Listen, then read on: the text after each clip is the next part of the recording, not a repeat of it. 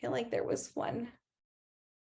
Yes, sorry, Aparna, I'm going to introduce you in 1 second. And quickly, I just wanted to share my deepest gratitude for everyone in the space with us today. First, I just wanted to say thank you to our speakers and presenters, Deepa, Aparna, Avantika, Haleema, some of whom are still forthcoming to speak to us, to our board members, Aparna, Rachna, Bhavika, Navneet, Kavita, Mubina, Samira, Simone, and Veda, some who are here right now, some who hosted our morning chai, some who, like Rachna, have just been supporting us with the nitty gritty, as well as facilitating lunch, as well as taking notes. Bhavika is actually taking visual notes.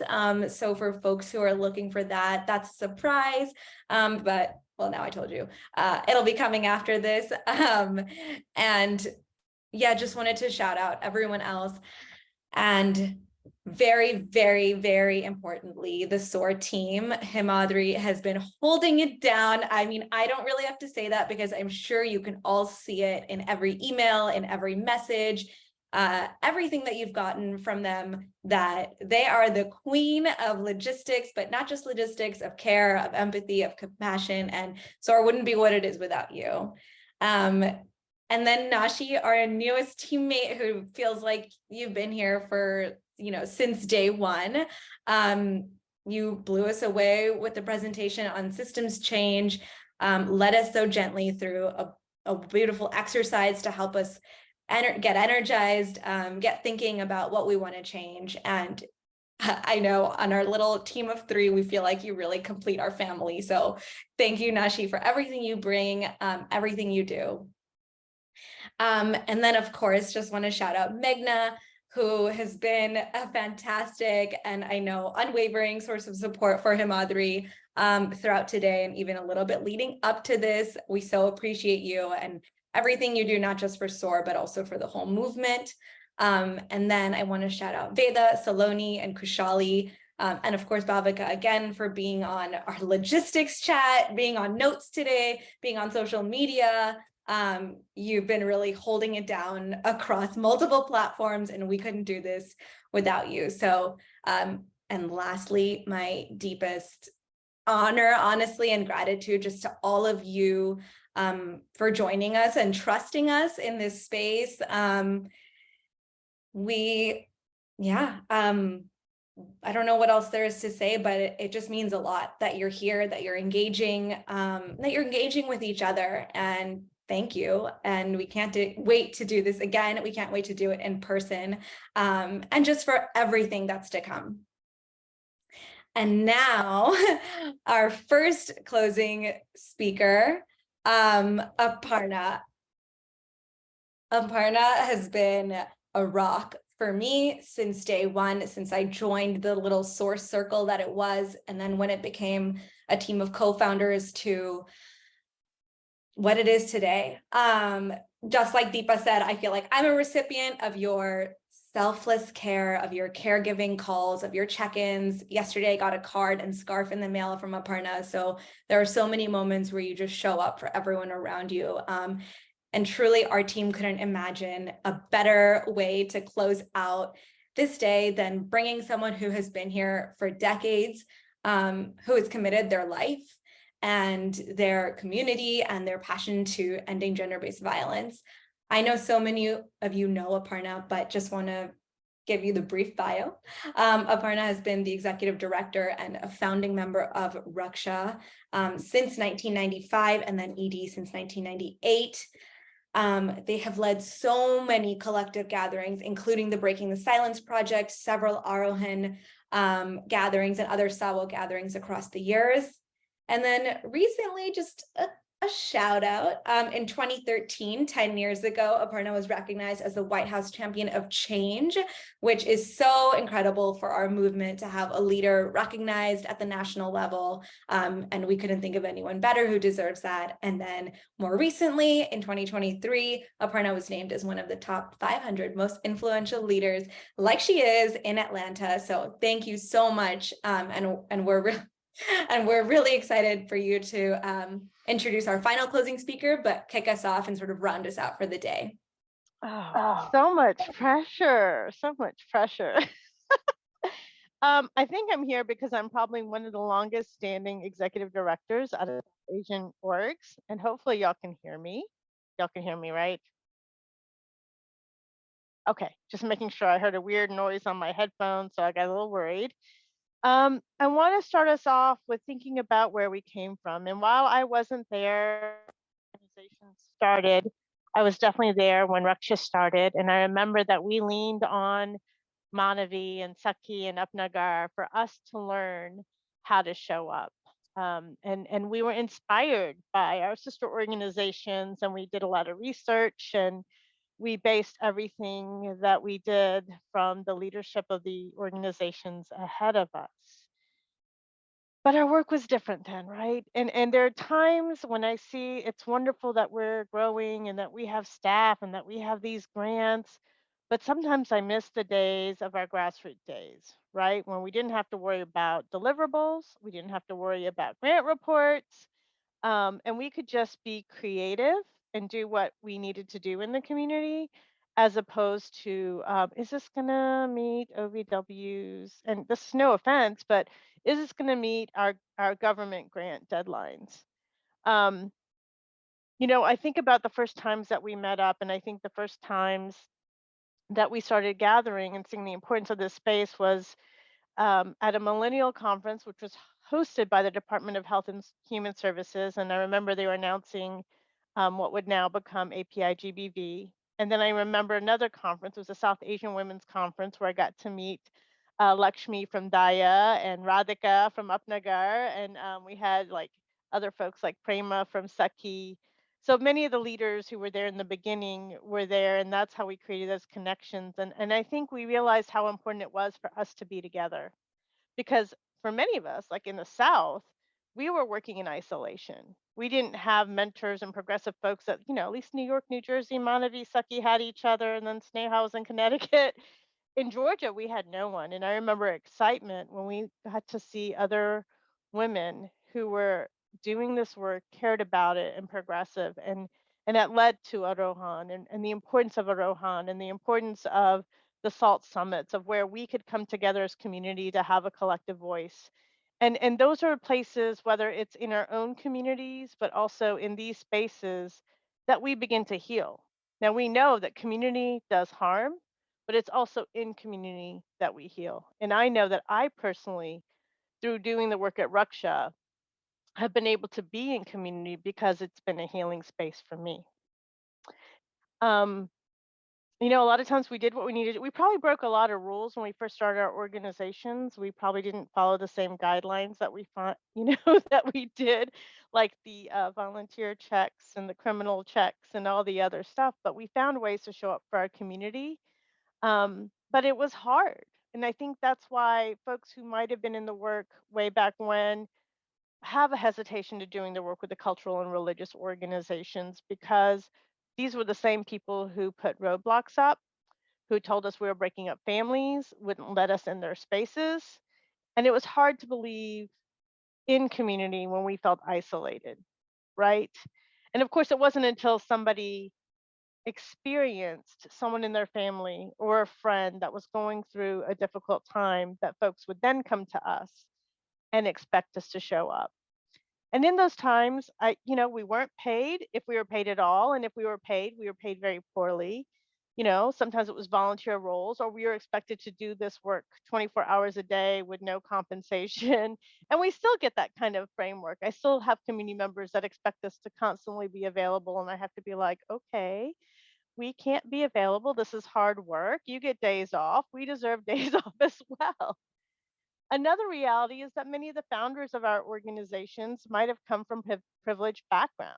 So it was easy for this to be an additional side job, or not think about how we paid folks.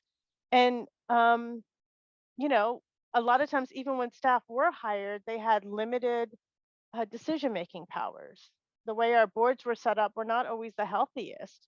And I think that still has been a challenge with some of our organizations, and it depends, things are changing, but I think that, that's part of where we're changing how our organizations are and trying to make a difference. I think it's important to acknowledge that we weren't probably as the most, and like I'm going to call out a lot of stuff in our work, and it's more to show you how far we've come. But there was a lot of different dynamics in how our organizations were founded and who who how we did the work, but also the privilege that came with it, right? And I think that, Raksha, when we started, I remember someone doing a research paper and saying that, critiquing us because we didn't outwardly have women in our name. And one of the reasons, and I think, in some ways, now these are great things that Raksha has, is that we didn't want to have women in our name because we worked a lot with the LGBTQ community from the very beginning. We had our first set of volunteers came from Tacoma, Atlanta, and for us, we didn't want to isolate same-sex survivors or survivors from the queer community, and so having women in our name was just not what we were going to do because we wanted to be inclusive from the beginning.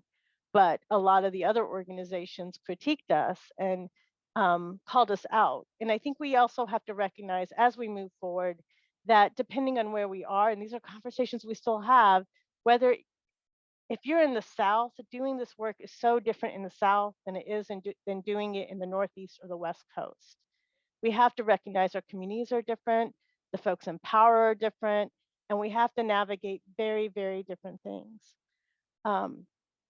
And with these changes, we were able to eventually, I guess, get the government funding, whether it's the OVW funding or the HHS funding. And that allowed us to, of course, have things like Arohan. It was OVW that funded Arohan and let us come together. But then we still had to be strategic of like, how do we fit in child sexual abuse? Because that may not fit OVW guidelines, right? Because they were working with adults, folks over 14. And we had to be creative and find ways to add on an additional day so that we can talk about breaking the silence and find ways for us to take the time that we're together to strategize and come together. And one of the things we talked about is how do we work with community? How do we work with community? And how do we meet community where we're at? That's been a big theme of what we've talked about. And how do we get back to our roots to having these conversations instead of just doing service provision, right? But when we work with community, we've got to realize they're not going to always have the right language, the right terminology. They may not define it the way that we define it, but we have to be able to meet them and provide avenues for healing for our community because we know the folks that do harm were probably harmed themselves, that they grew up seeing violence and being accepted, and see violence be accepted. And we have to be proactive in being able to create those healing spaces. But the reality is, how do we do that when our funding says we can't work with certain people? And that's where we do have to be courageous and we do have to challenge ourselves. How can we return to that piece and embrace all these elements of the work? And it's something that we've all talked about, that we know, yes, it's scary, but how can we do this work in different ways, right? How do we work with the systems while disrupting the systems, right? How do we create new systems? We know that survivors are going to ask for help through different systems and different communities. Some are going to want a criminal justice system. Some are going to want to do their work in the community. How many times have we as organizations been told, can't you just tell them to stop? Can't you just have a conversation with them? And yet it's not always safe for us to do so, but how do we build up community to have those important conversations? How do we build up the people that the ones using violence trust and will listen to?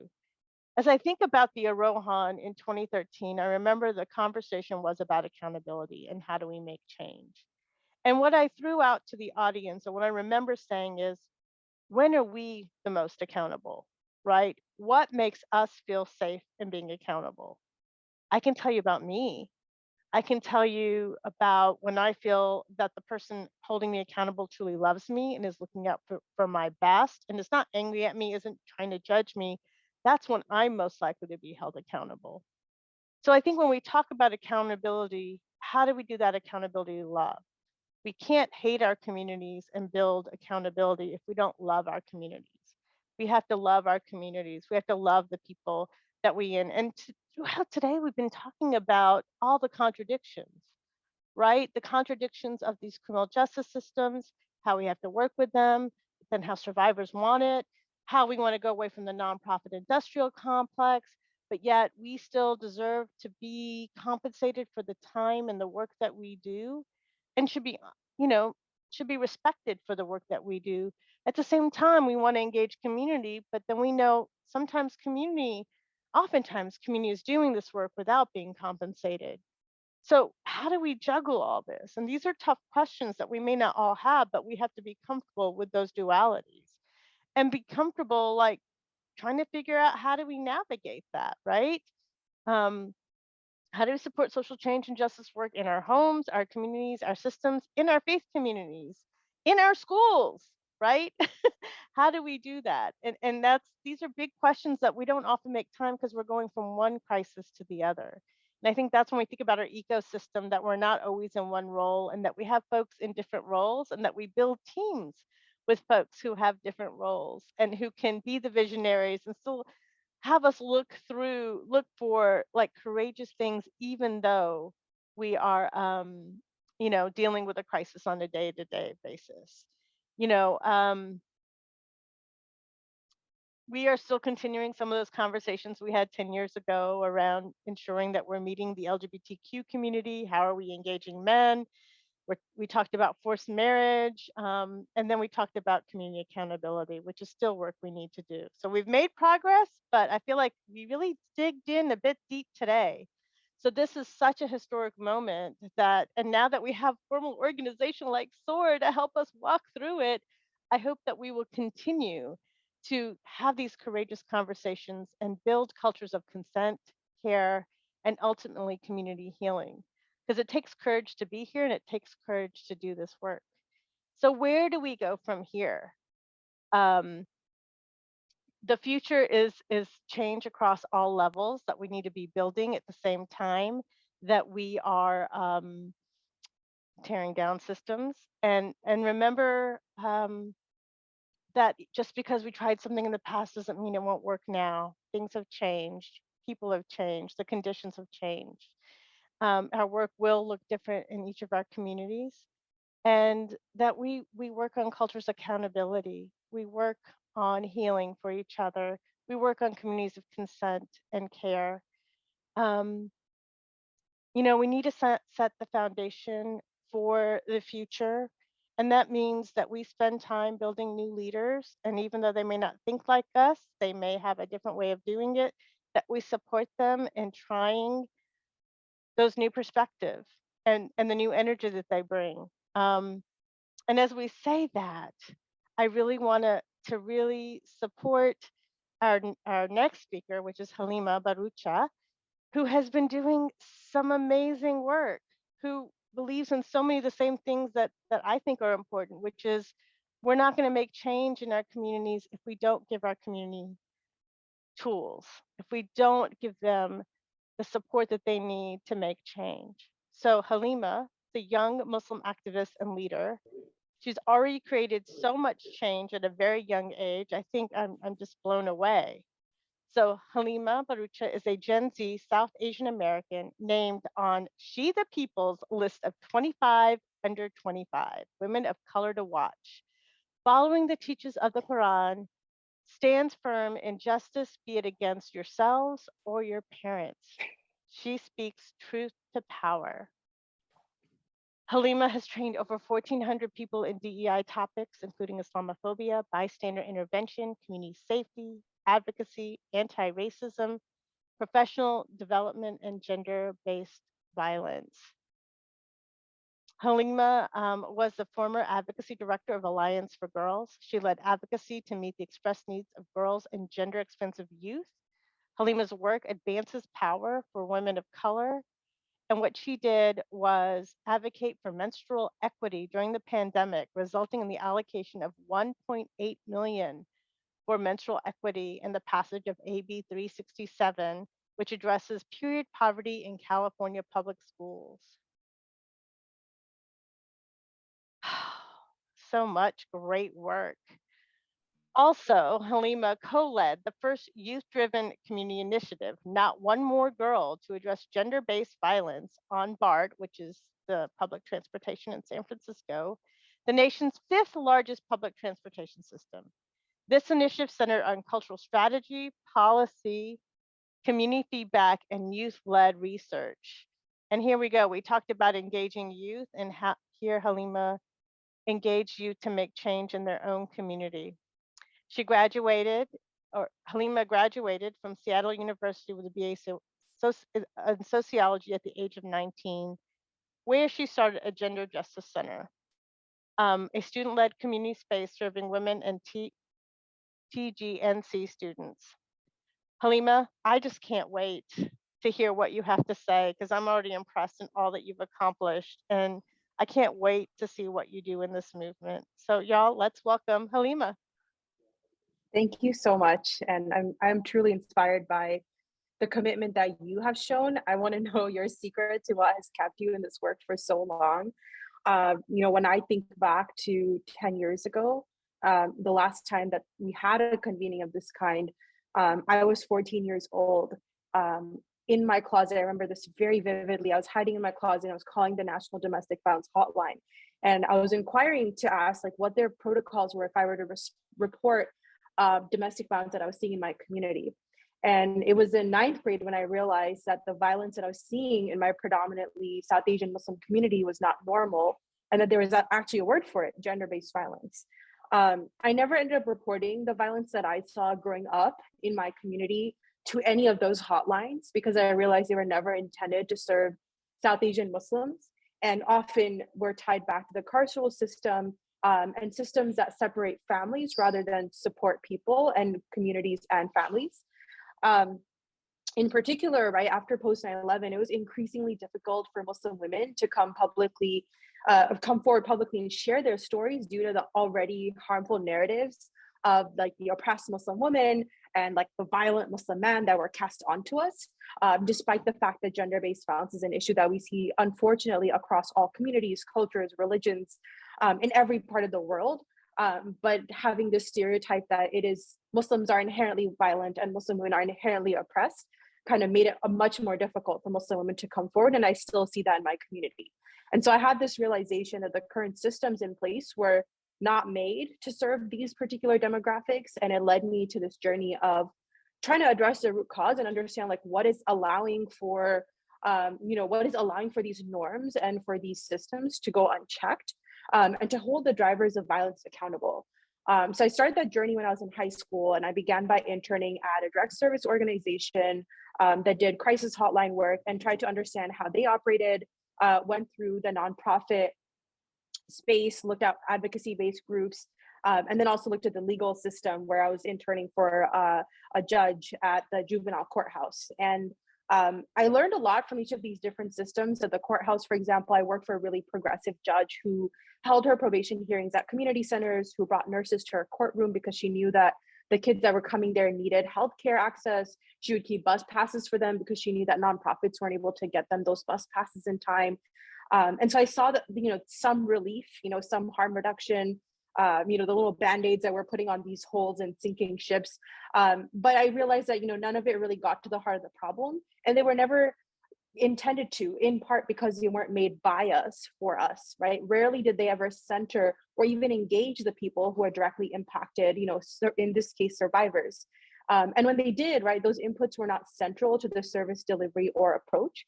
And so it became clear to me that in order for us to address gender-based violence, we need to have a root cause analysis in centering those most impacted as decision makers and looking upstream. Recently, as a former advocacy director at Alliance for Girls, I co-led and facilitated the Not One More Girl initiative. And it is an initiative to address sexual harassment on BART, which is the fifth largest public transportation agency in the country. And it was a great opportunity for me to put to practice this theory of centering those most impacted. And in my work, I brought together a coalition of direct service providers, advocacy organizations, nonprofits, young people, and government agencies to tackle this longstanding issue of sexual harassment in public transportation. And the whole initiative was about centering girls and gender expansive youth of color as a benchmark for how we measure safety and how we measure success in our service and in the things that we're providing to the community. And so girls and gender expansive youth were paid to sit on a design team. And one of the first things that we did was try to define what the problem was. And the problem definition came directly from those who were affected. So we asked girls, what does sexual harassment in public transit look like for you? And their definition was far more expensive than what BART would have ever thought and what we see in legal terms, right?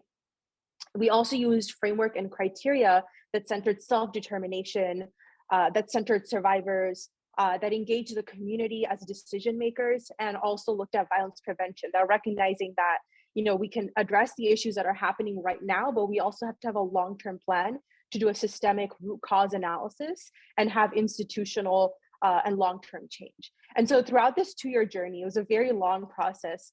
One of the biggest challenges that we had was making sure that girls and gender expansive youth were centered, their lived experience was valued by transit agencies, that they were paid in dollars. And I saw a huge shift in energy that the community had, and in particular the young people. When we finally launched the initiative, like, they were so excited to ride public transportation. They felt empowered to do so, and they took ownership of that system. And to me, that was a great example of community power. The fact that they saw their lived experience valued, that they were centered in the work, that they were compensated for their time, and that BART executives actually sat with them and took them seriously and followed through on what they had said 2 years ago, was just incredible. It was very transformative. And after launching the initiative, we saw a 5% reduction in sexual harassment reporting rates. And we also did a survey of riders who 37% of which said they felt safer as a result of the initiative.